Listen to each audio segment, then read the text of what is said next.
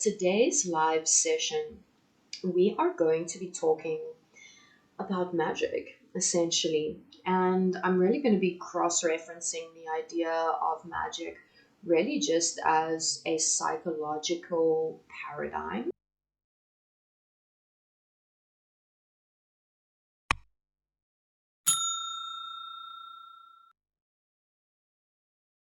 Hi, beautiful people. I am now in Delhi, India. And it's been quite a landing for me being in this space. I'll probably tell you more about it. But today's live session, we are going to be talking about magic, essentially. And I'm really going to be cross referencing the idea of magic really just as a psychological paradigm, as a way of reprogramming the mind. So I'm going to talk about a number of concepts to help you wrap your mind around it. And then, of course, you can replace the word magic with just reprogramming your subconscious, etc., etc.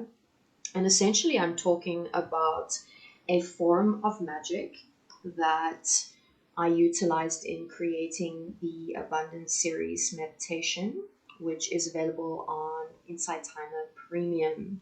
And so, for those of you who are already on Premium, you are welcome to access those meditations at any point in time. But of course, you can also take the tools from today's session and create your own rituals, your own magic, and your own meditation sessions that are more personalized to you. Of course, it's much easier to tap into something that is already done for you, which is, of course, a gift that we have provided for you. Today, speaking about this absolute favorite topic of mine, that is working with ritual, with magic, with symbol, with spirit, with sigils, with servitors, and of course just the divine energy of the universe to invoke anything that we want: healing, abundance, love, romance, joy, etc., etc. Is hopefully really going to align me with that kind of energy, because this is definitely what I'm working with at the moment, and I'm definitely turning a lot to those practices. And of course, I just want to say a disclaimer, as always, I really do believe in the potency, in the power of energy medicine, but it is always a wonderful, wonderful idea to work from multiple angles. And of course, Western medicine is there for a reason, guys. So, if you have physical ailments, work with the energy medicine, but also work with the Western medicine and with the alternative healings and the crystals and whatever it is that you believe in, prayer, etc., etc. Let's always come from multiple angles. So, energy medicine is not necessarily going to replace other modalities, but rather become a support, right? It's like saying, I want to manifest a new job, and you sit and you meditate on it for 7 days, but you don't send your CV out. Like, I mean, you got to send your CV out. You got to go get out into the world, right? So let us begin the conversation. And you're probably on a spiritual journey. Of course, we can think more in terms of science, right, and mindfulness. And I like to think that, spirituality, mindfulness, all just different ways of looking at the same thing. If we can understand the idea, the concept that all is connected, that all is one, and I know this is not a new concept for you, even if we just think in terms of scientific theory, and let's just remember that scientific theories are, although they may be based on mathematics, they're still theories, but they're very well accepted theories. And we think in terms of like the Big Bang, which, some people dispute even in the scientific world, but I think in terms of the Big Bang, right? The story of the Big Bang says that at one point, everything in the universe was condensed into a tiny, tiny, tiny little space with very high energy and a lot of heat. And so we think of that in terms of like, well, everything was condensed into one tiny little space, was all connected, right? And then we think in terms of quantum physics. I'm really speeding through some ideas now, and you may need to go and do some extra research at some point, if I'm moving too fast, just for your own understanding, to help you to wrap your mind around these things. But I love to sort of bridge some science and some psychology into the magic and the energy work, because I really do believe it's you know, it's all the same thing. And this is essentially the argument that I'm coming with, is it's all the same thing, darling. It's all you. You're seeing you. Everyone is connected. Everyone is you having an experience. We are all expressions of God, or if you don't like the word God, we are all just the expanding universe, eternally expanding and contracting, the big inhale and exhale. We are all connected, right? And we see this as well in terms of energy cannot be created nor destroyed. It just transforms from one form into another. So, you know, the energy of our bodies will go to the earth. Some of it will be released up in as gases, etc., etc. But energy is constantly transforming. Of course, we're also made of that same energy as stardust. So, you know, at some point, the matter that makes up our physical bodies was an exploding star, for example. All is connected, all is you, all is the one thing. Now, of course, we are currently having an experience of being separate. So, you know, I'm not trying to dispute the fact that you feel like, insert your name, right? And I'll talk about myself here. I feel like I'm this person, Carla. So, you know, I was named Carla. I was born, but even the fact that I was born through an ancestral line, right? Of course, I'm the manifestation of all of my thousands of ancestors who walked before me, and I'm connected to them. And it's, well, you know, you just see those threads everywhere when you start looking for them. But of course, I feel separate. It looks like I'm a separate body, a separate being. You can see the surface of my skin. This is like kind of where my body starts. But of course, when we really start to look a little bit deeper, we understand there's like this magnetic, you know, the heart sends up this magnetic force, and there's energy above the skin. So then, you know, we really start tapping into this idea of, well, where really does the body begin? And of course, we know that the body is continuously regenerating. I believe it's every 7 years you have an entirely new body. And isn't that just a crazy thing to try and wrap your mind around? So, you know, 7 years of focused energy work and releasing ancestral and, you know, childhood trauma, and you could have an entirely new body with a completely new imprint, and you could even release all of your scarring if you wanted to, even the physical scarring, right? Of course, we've seen many miracles in medicine of people who've been told, oh, you're paralyzed after this accident, you'll never walk again, and all the doctors agree you'll never walk again. And of course, that person decides, well, I am going to walk again, who, you know, visualized himself walking every single day, and I think it was something like 9 months, or maybe like a year, like 18 months, something like that, and he was able to fully walk again, which was said to be impossible. So, you know, the power of the mind has been shown, evidenced, proven over and over and over again. And there are a number of things that are required in order to make this possible. That is focus, right? So many of us are so distracted, and we're, you know, thinking it, and we're focusing our energy on the things we don't want a lot of the time, and stressing and anxiety, etc., etc. But if we can focus on the thing that we wish to call into our lives, right, to essentially create a delusion until that delusion becomes the illusion or the hallucination that we experience of this realm, this world. I also want to just shake up a little bit this idea of like, what is real? What is truth? Well, there isn't really one truth, right? The truth is the truth that you choose, right? So there's your truth, there's my truth, and that becomes, you create that to become your reality. So, you know, someone like the example of chose the truth of I will walk again, right? And it's a really phenomenal example. And there are many others. out there in the world of, miracle healings. And of course, we can even look at, monks and sages, etc., who move through really potent and powerful healings or do incredible feats with their bodies. I believe there's one monk who is able to electrically charge things, that he can like actually make like a light bulb turn on, for example. And of course, scientifically, this is very valid, but most people don't have that kind of focused energy in order to make that happen. Of course, we all have the ability to focus our energy. It's not that we can't, it's just that we don't practice it. And so, of course, the practice of meditation, right, which, a lot of people complain that sitting and meditating, I'm just like, it's just me and my thoughts, and I can't meditate. But how often I hear people say, I can't really meditate, I just sit there. And I'm like, well, sitting down and being with your thoughts and learning to let them go and becoming peaceful, that is the act, that is the practice of meditation. And of course, you get better and better at it. And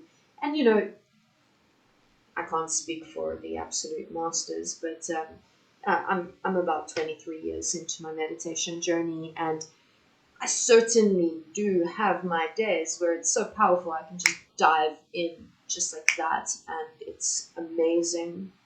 And then I have days where I'm stressed out and anxious, and it's a little bit more difficult to dispel my thoughts. Like, I'm also just a normal human being who moves through life and has my own stresses and anxieties. And, it's okay to sit down and still meditate on those days and maybe not reach those extreme, amazing heights of focus. But it is important that you do sit down and you do that. I think that the acceptance of where you are, right, is an exceptional, important prerequisite for being able to shift that thing, because it is your resistance to the state of where things are, right? If you're in a state of unhealing, or if you're broke, or you need money in the bank, or whatever it is you're trying to manifest. So I want to elevate on my spiritual journey, I want to be better at meditating.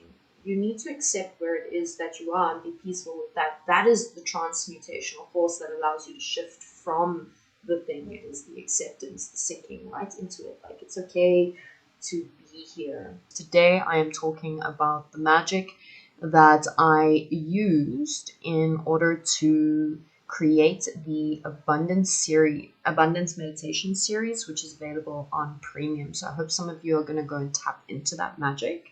So I'm talking about what lies underneath it. So grateful. This is a passion topic for me. So just in case any of you are new, if you haven't met me before, hello, my name is Carla. I am a psychic, spiritual teacher, magic practitioner, lucid dreamer, astral traveler, psychic activator, healer, etc., etc. And of course, multi-dimensional being, as are you, and I am you, and you are me, and all of the oneness, because that is really the seed at which these teachings really, really, really begin, right? And when you realize that it's all you realize how much power you actually have. And I channel a group of higher dimensional light beings whom I refer to as the Blue Team. Many of you will know me for the group channeling sessions here in the space. We work a lot with the Blue Team. Of course, the Blue Team are here today, but I'm really talking about, in some ways, this magic that I'll be talking about today, this practice will explain to you, in some ways, where the Blue Team comes from. All right, let me go back to my notes. But point one, right, and the whole little rambling that I went on now was really, really about this point one. All is one, all is connected, all is you, despite the fact that we experience ourselves as separate, right? Because in order to experience ourselves as one, we need to separate out. Let's talk also about the idea of creation as separation, right?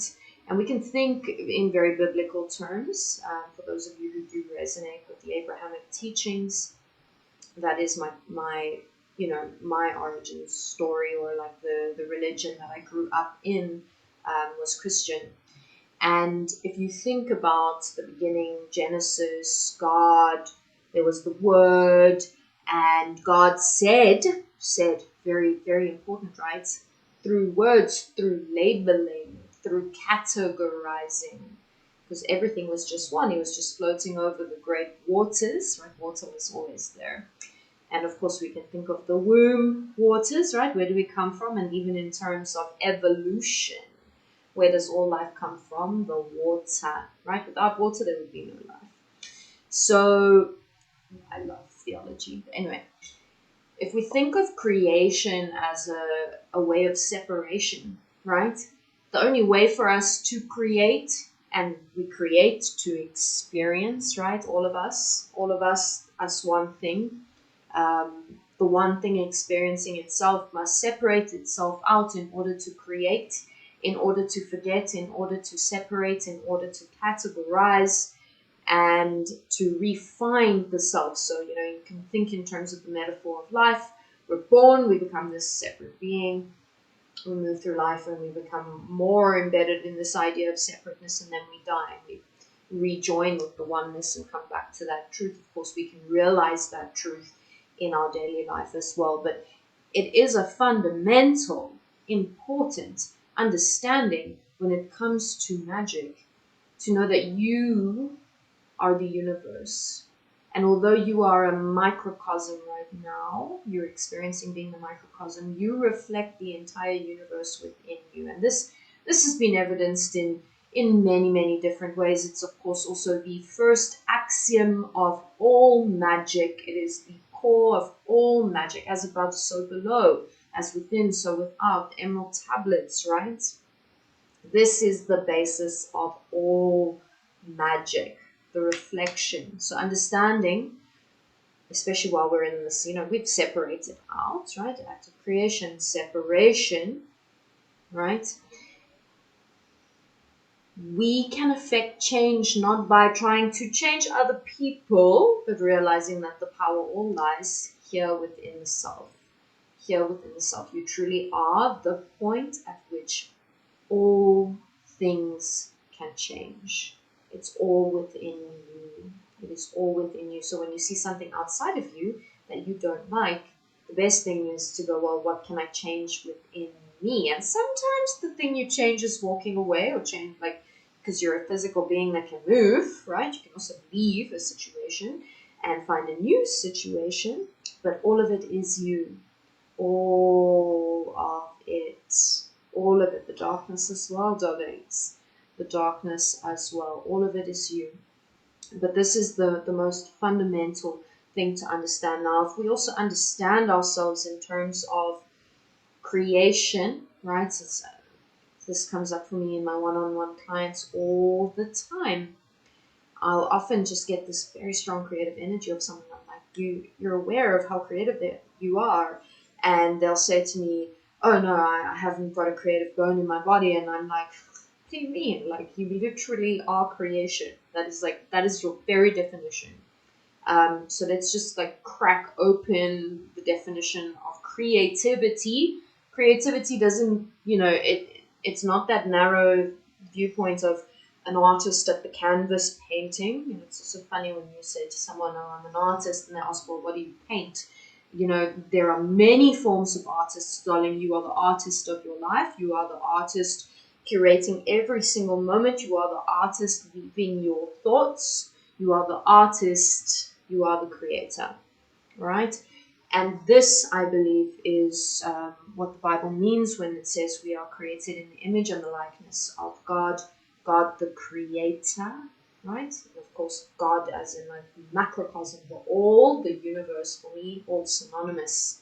Energy, right? Energy. God is energy, and we are all God experiencing ourselves. Of course, I'm not here to tell you what you have to believe. I'm giving you ideas and food for thought, right? And I think it's very important for me to come with that disclaimer. I'm not saying that you have to believe anything I'm saying. All I'm saying is let it be something that allows your definitions to crack open, and take what resonates for you, leave the rest behind, as one should always do.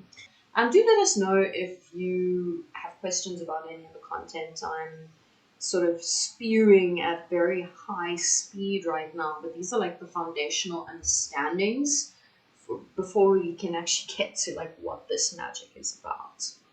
Let me just check my notes again, make sure I'm not missing anything. Oh, okay, yes, acts of creation, right? What did God use in order to separate, right? And what do we use in order to create and to separate, right? This categorizing, saying this is this, that is that, this is this, that is that. And of course, this can be incredibly empowering, can also be incredibly oppressive, right? Of course, categorizing of racism, right?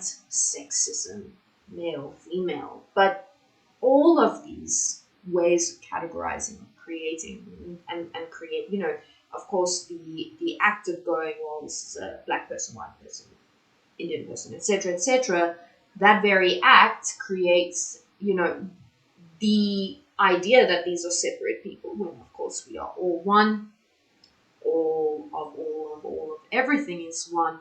And so there's always this sort of double side where there can be the us versus them mentality, right? That's part of the separation, the illusion that there's us and them. And of course, the power of being able to categorize and separate out through words, through labeling, is that we also get to choose what things are when we realize there's power in that. So like, let's even think in terms of identity construction, right? We get to, well, firstly, for the most part, your identity is given to you throughout life. So people say, you're a boy, you're a girl, you're white, you're black, you're, this age, you're a middle schooler, you're a high schooler, you're a university student, all these labels are placed on you your entire life. But when you realize that you are actually, you get to define who you are, you get to say, hey, I'm a powerful healer, I'm a powerful timeline shifter, I'm a powerful magical worker, right? And of course, if you start saying those things, you claim that power and you call that in, because you can be anything. And I think in many ways the sort of trans and queer movements are showing this in quite a beautiful way, the way we can defy the sort of ideas of very embedded categories that have been so stiff and unchanging for so many centuries. And we can kind of flip those on the head and say like, hey, no, actually I might have a male body, or have been born in a male body, but actually I'm a woman, or vice versa, right? And there is a lot of magical power. I've actually written a whole essay on, this idea of like gender bending as like a form of magic, and like a way of like dissolving categories, and like coming back to this idea of like oneness. Because really at the end of the day, we're just all God experiencing itself, energy coming together, right? And when people get very, very upset by people, let's say subverting categories that they have relied on their entire lives, that's a show of like fear, of the of things changing, and the not knowing and the not understanding, etc., and really a fear of the power that we have in being able to define who we are, instead of being told, oh, this is who you are, right? And I think that, I'm sure many of you have heard this quote before, I don't remember where it's from, but I think the thing that people fear the most really is that they actually are powerful, right? Because that means then we have to take responsibility for all the things that we have created. And anyway, my point here is that it is through symbol, right? Words are symbols. Words, whether written, spoken, images, right? Sentences, icons.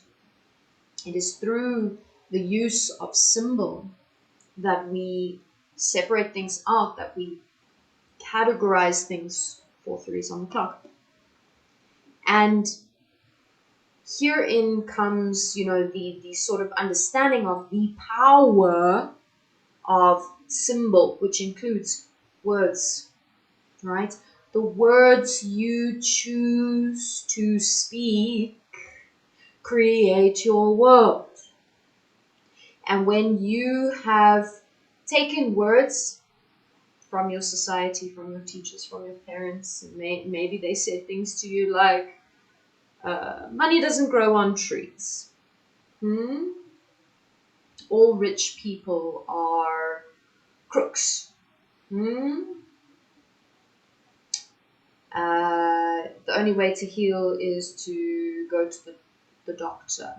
Energy medicine doesn't work. I don't know. What do maybe you want to share in the comments here, some of those sort of problematic ideas that you were fed as a child that eventually became thought processes and belief systems that are so deeply embedded in your own psyche, in your own subconscious, right? And those have such power in defining how you experience the world and the illusion, the hallucination that is produced, and of course, everything that you magnetize towards yourself. Okay?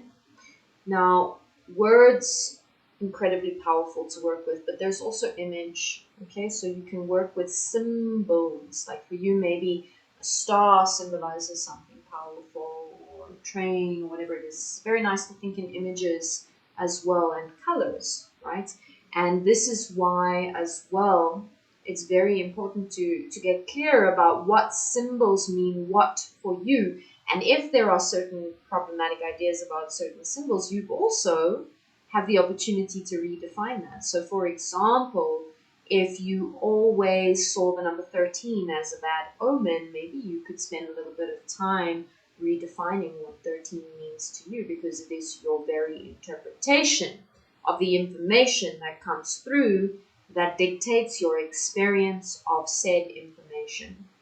And so then we get to the idea of narratives and storytelling, and the power of the stories you tell yourself. So if you constantly, and this is what I'm working with at the moment, if you constantly tell yourself the story of how traumatic your childhood was, then that becomes more and more embedded as your truth.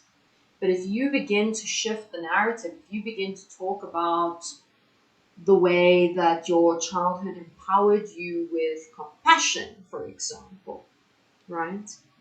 Then you change your identity and your world shifts, right? So we're talking here about, and again, I want to say it's all the same thing, right? Remember oneness. It's all the same thing. It's all the same thing. Storytelling, narratives, thought processes, right? Creates your world. It creates your world. And when you reprogram, so again, we can talk psychologically, you reprogram, you plant new seeds, new ideas, new belief systems into the subconscious, right? Which you can do through hypnosis. Hypnosis is, look, I'm not a hypnotherapist, I'm a magic practitioner, but I practice a lot of self-hypnosis. I have not trained in hypnosis, but I personally believe that the ideas of hypnosis is essentially just magic. And magic is essentially psychological programming. And that the act of manifestation and creation is also just a form of magic and self-hypnosis. And I think that all of these things are just different ways of looking at the same thing. And remember, hey, it's all the same thing, because here we are, the same thing experiencing itself over and over in many multiple different ways. Really, if we think about the world in terms of like an energetic paradigm, we're just working with, everything's got energy behind it, right? It's either dense energy or it's less dense energy, which we can't see, even light is energy. We understand this through science and theories, right? Everything's energy. And when we push a chair, we are manipulating energy across the room. And when we think a thought and create a feeling and create a magnetization in our body, again, also we are working with energy. And so, you know, all we are doing all of the time is manipulating energy. And I'd like to give a working definition. I think there are many other ways to define magic, but I'd like to give a simple working definition of magic as the manipulation or the conscious manipulation of energy. For the most part, I would like to say that what we do is we shift our inner world so that the outer world, right? Remember the reflection, as above, so below, as within, so without, you are a reflection of the world. So we shift the inner world so that the outer world follows suit. And so really we are just working with the idea of manipulating energy and the understanding that that energy manipulation needs to happen from within, okay, from within. Now, you know, I just want to run through the very important points. All is one. So you change the world through changing yourself. You change your world through changing yourself. Okay, very important. I've said it a million times, but I have to keep saying it. How do we do that? The act of creation is through labeling. It's through words, through symbols. It's through the stories that we tell. Okay, so words as magic, storytelling as magic, narratives as magic, right? Those of you who are movie makers and storytellers and drama, I want to say drama workers, but that's not the correct word, but you know what I'm saying, or actors, right? You understand the power and the potency of storytelling, even just in terms of being able to inspire someone to see something in themselves, to reflect, right? It's very, very powerful. I want to take that a little bit further. I'd say it's all powerful. It's really, and of course, when we learn to take that upon ourselves, when we become the storytellers, conscious storytellers, we are working magic. Okay, so very, very important elements to this form of magic. Now, let's just talk about what is ritual for a moment. And of course, we can define ritual in many, many ways, but I'm really talking about sacred ritual here. Of course, there's the ritual of like brushing your teeth every day. That's not really the kind of ritual we're talking about, although you could turn that into a magical ritual through your intention, right? And ritual really requires a shift in your brain waves, right? Your vibration, we can say it in a different way. If we want to talk more in a psychological way, we want to come into theta or beta brainwave state, right? Which, you know, is also like in hypnosis, that's what they do. So you want to be in a certain vibration. You want to be calm. You want to be in that state where you can, like, you know, plunge a little bit deeper than the conscious mind, where the conscious mind becomes a bit quietened. So, you know, meditation as magic, darlings. Meditation as magic, okay? Affirmation as magic, right? So just cracking open that idea of the things that can make up magic. But when we talk about ritual, it is a sacred time set aside, time you take. And there are a number of ways that you can mark that as sacred time, right? Maybe it's you sit in lotus. Maybe for you, you bring some crystals. Maybe you light some incense, okay? Whatever rituals you have to open space, it really doesn't matter what they are. What matters is what that symbol means to you, right? It can be as simple as going 3 clicks and I've opened sacred space, right? And this is, again, the importance of the potency of defining what symbols mean to you, right? So you just declare to the universe, when I sit down in lotus, or when I lie down flat on my back and I place my hands over my heart, I'm opening sacred space, okay? So we were talking about a shift in vibration and the use of symbols to get yourself there, right? And again, what those symbols are doesn't matter as much as what you define those symbols to be. So of course, when we are, you know, bringing this back to the Abundance series, which is available here on Insight Timer Premium, it's an 8-part meditation series to program you for abundance of all that is delicious and good. And let me actually just take a little moment to just say, you know, everyone thinks of abundance as like wealth and money in the bank. And sure, it includes that.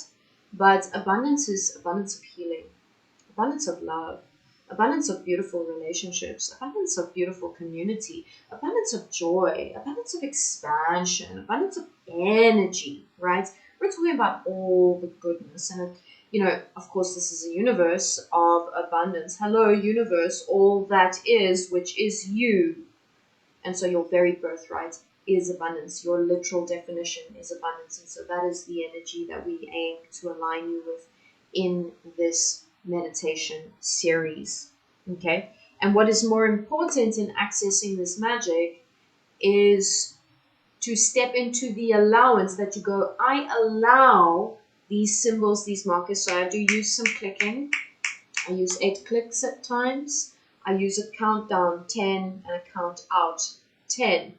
You just simply have to allow that to go, you know, you go, after 10, I'm going to be relaxed and I'm going to be in a state where I can reprogram myself, right? You're allowing the magic to happen. You're allowing those symbols to become potent, to become powerful. That is all that is needed, is granting the permission. Of course, all of those sessions can be repeated as many times as you like. They are so powerful. And I have used those sessions so much in my own life. And honestly, I actually created those sessions for myself. So I wrote a list of beliefs that I was given as a child that I want to release, that I don't want to work with anymore, that I want to let go of. And of course, when I boil it all down, it comes back to, you know, abundance mindset. And I created these magical rituals for myself. And then I realized how powerful they were, and I wanted to actually turn them into recordings and to share them with others. And, you know, it took me, it took me almost a year to create those 8 meditations. I put a lot of energy, a lot of time, and a lot of magic into them. They are a true gift to the collective. It is true, powerful energy. But of course, the number one important component in order for you to allow that magic to happen is that you have to buy into it. You have to buy into it. So it doesn't happen without your permission. And so you are the key component in allowing that magic to happen, right? So let's go back a little bit into, I'm thirsty and I'm really talking at high speed today. I can't believe it's already 48 minutes. How many of you can tell this is an absolute passion project of mine?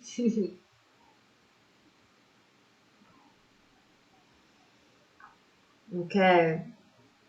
There were a couple things as well that I forgot to mention here about ritual. You know, for some people, the markers of opening ritual space will be a certain time of the day. Like maybe you're someone who wakes up at 5 every day and starts to meditate, but then that's a very powerful indicator. It can be time, right? Or maybe it's when the sun rises, or maybe it's when the moon rises, or maybe it's at my lunch break, right? Sometimes time can be the marker of ritual.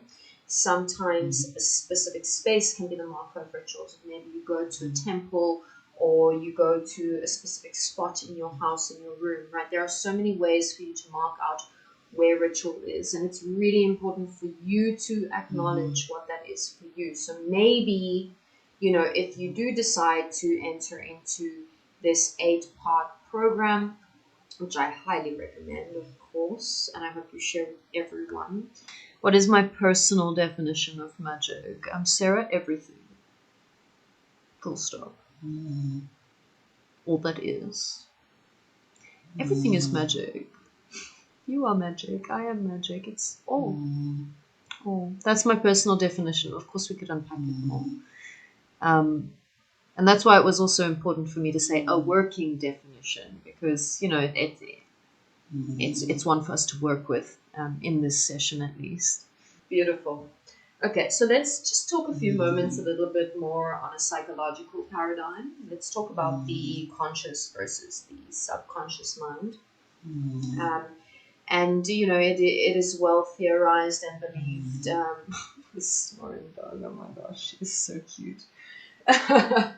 It is well documented and believed, and you know, accepted as fact. Of course, we will pry open the idea of fact, and you know, we have that conversation around truth. That what is run by the conscious mind versus what is run by the subconscious mind is 5% versus 95%, right? And one of my favorite teachers in business, but I think he's got quite a nice spiritual aspect to him as well, Peter Sage, he explains it like this. He talks about the subconscious as an elephant and the conscious mind as an ant. If you imagine an ant walking on top of the back of an elephant, the elephant is walking in this direction and the ant is walking in this direction, well, you know, you're just not going to get anywhere. So when we are consciously going, I'm going to change, I'm going to believe in this, I'm going to be that, I'm going to do this, right? Your subconscious is working against you because you've been practicing, right? You've been practicing running those same neural pathways, believing in this thing for your entire life.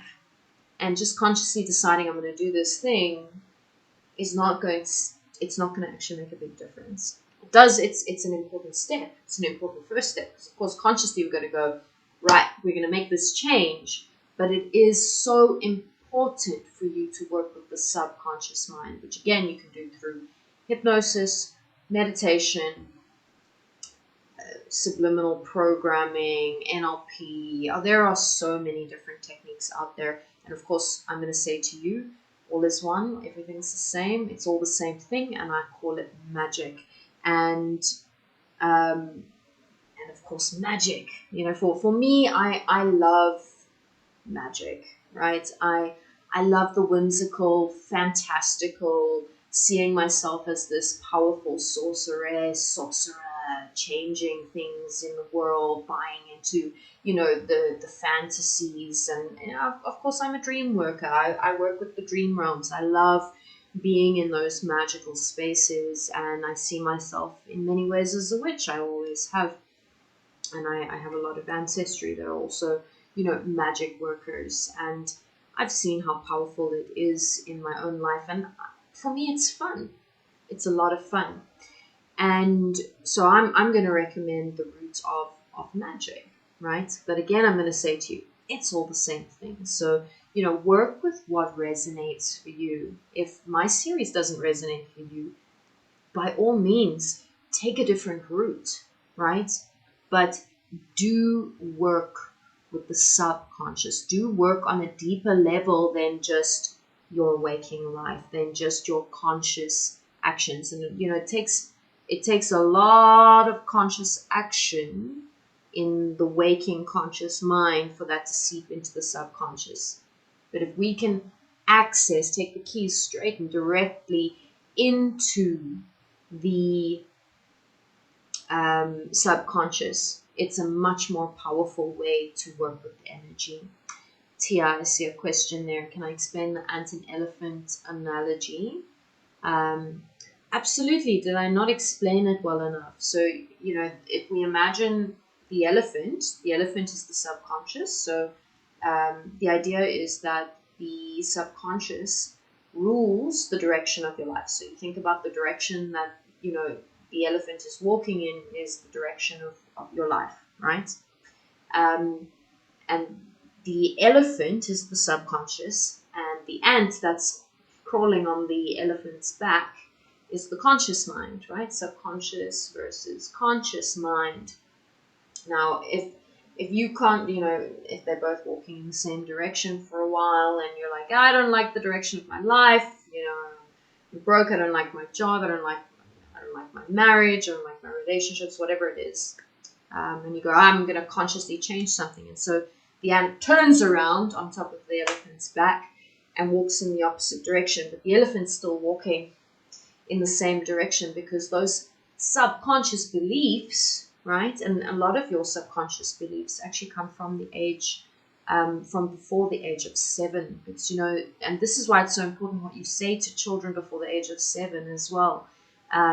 Everything that you say to a child before the age of 7, they're mostly in a hypnotic state, hypnagogic state, or theta, beta mind state, where everything just embeds and becomes their truth. So, if I have this dream to open a school one day and work with kids up to the age of 7, and I just want to plant seeds of success and see if I can just create this like army of like, we're going to change the world kind of kids. That's always been a bit of a dream of mine. I think maybe when I become a mother, universe, bring me a child in the next 5 years, please. When I become a mother, I'll probably homeschool and then take on some other children as well, and do some kind of experimental programming with the children. And we'll just make these kids who, know how to process their emotions, know how to deal with trauma, are, feel seen and safe and held, and believe in their power, right? And are essentially never told that they cannot do something, but rather that if they want to do something, they should question how. And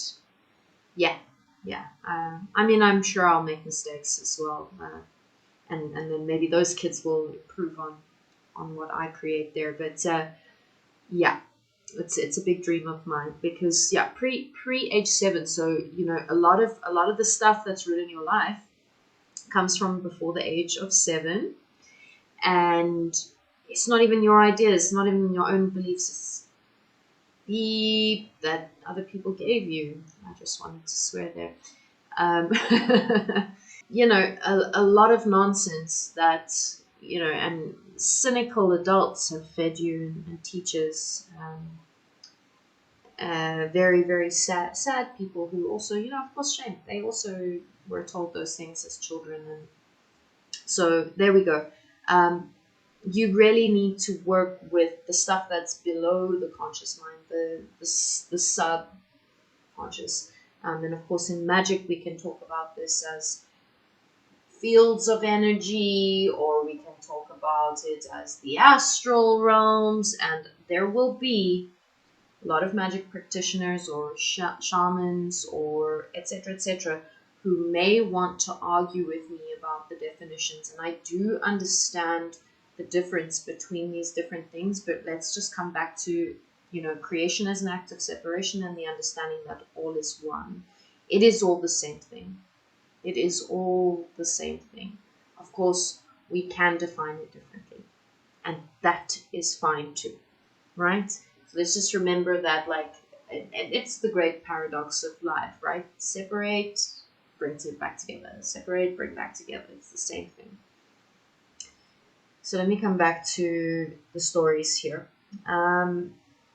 Yes, okay, I've talked about that. So now I want to talk a little bit about spirit, okay? And we can talk about spirit as figments of your imagination, and as figments of your imagination, they are just as powerful as they are if you actually believe in, like the archangels or spirits that are out there. And again, it's all just a reflection of you. So what is the difference between you made up your spirit guide, or your spirit guide chose you and has been with you for centuries? It's the same thing, babes. It's the same thing, because all of this is creation.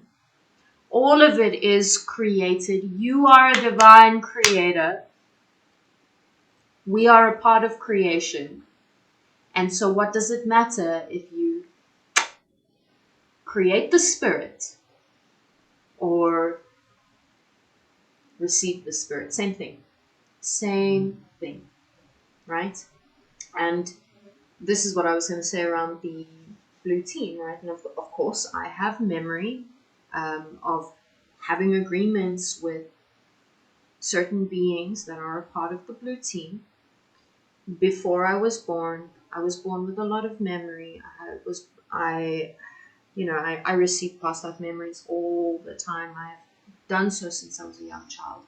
it it is just one of those gifts of this lifetime for me, and it happened that way for a reason.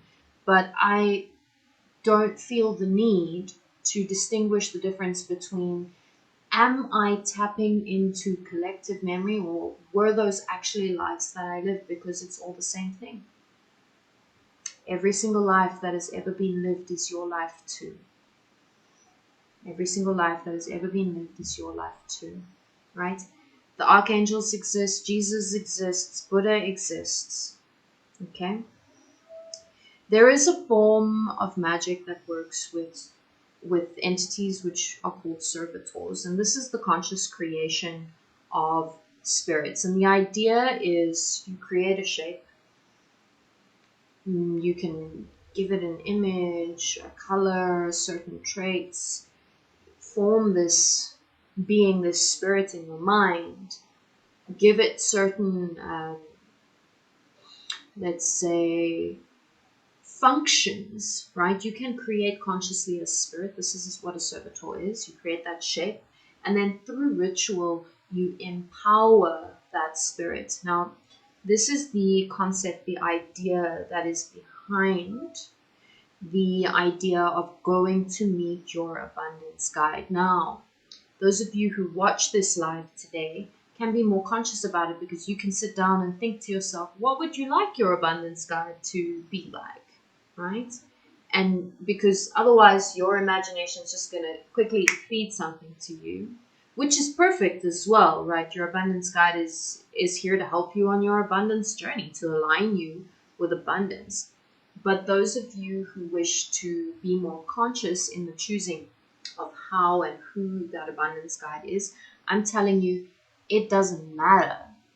If you sit down and you draw that abundance guide and you write all about them, and then you tap into session 1 in the abundance series and go on an astral journey, essentially, or a journey within yourself, or a journey in your own mind, or your own garden, or your own forest, whatever resonates for you, all the same thing.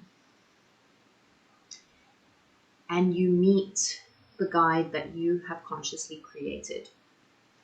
And I'm going to throw this all on its head. How do you know that that guide did not create you and plant those seeds of those imaginings inside your mind so that you could dream it? And I'm going to tell you, it's the same thing. Okay, we're really bending minds right now. If you didn't get that one, it's okay. Right? Paradoxes upon paradoxes, right? So, this is a quick crash course, guys. I can go much more in depth about this. I've done full courses, full 5-month courses on this kind of magic, and I can give you step by step, blah blah blah.